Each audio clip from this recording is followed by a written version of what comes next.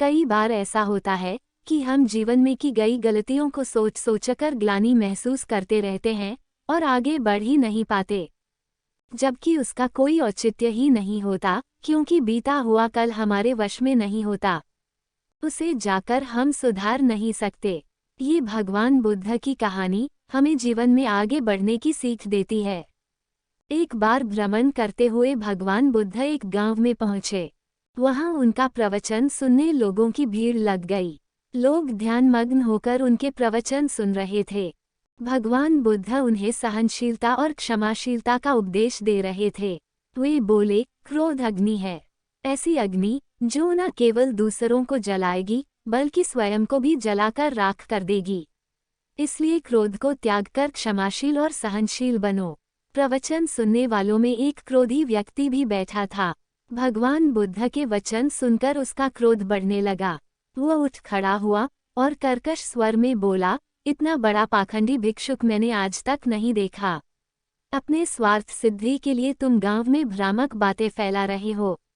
तुम्हें लज्जा नहीं आती?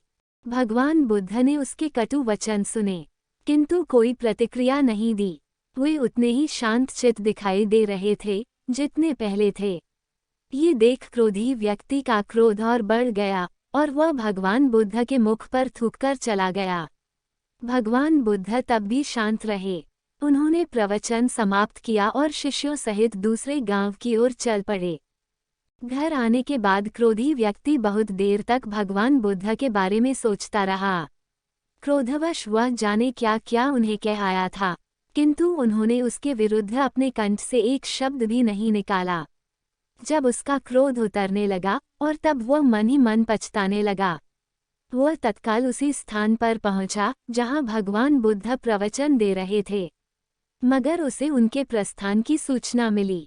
सारी रात वह स्वयं को कोसता रहा। अगले दिन गांव वालों से पूछकर वह भागा भागा पड़ोसी गांव में पहुंचा जहां भगवान बुद्ध का प्रवचन दे रहे थे।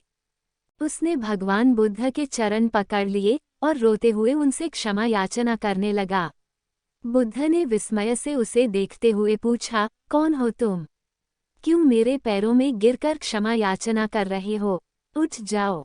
उस व्यक्ति को भगवान बुद्ध के मुख पर परिचय के कोई भाव दिखाई न पड़े। वह बोला, गुरुवर, आपने मुझको पहचाना नहीं। मैं वही व्यक्ति हूँ जिसने कल आपके साथ दुर्व्यवहार किया था। मैं आपसे क्षमा मांगने आया हूँ गुरुवर। भगवान बुद्ध ने शांतिभाव से कहा, बंधु, जिस कल की तुम बात कर रहे हो वो बीत चुका है।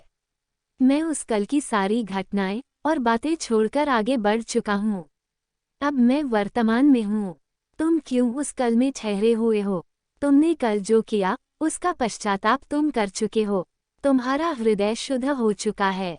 अब उन बातों को वहीं छोड़कर वर्तमान में आ जाओ और अच्छे कर्म करते हुए अपना वर्तमान सुधारो। क्यों बीती हुई बातें स्मरण करके अपना वर्तमान नष्ट करते हो? भगवान बुद्ध की बातें सुनकर उस व्यक्ति के नेत्रों से अश्रुधारा बहने लगी।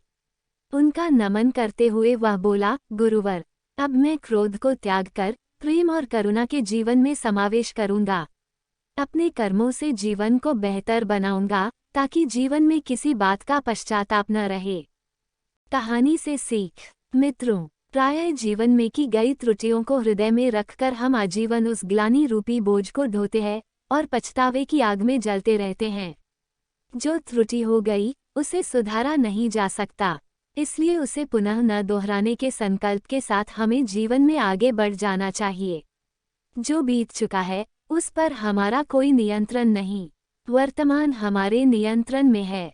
क्यों न अच्छे कर्मों से अपना वर्तमान बेहतर बनाएं।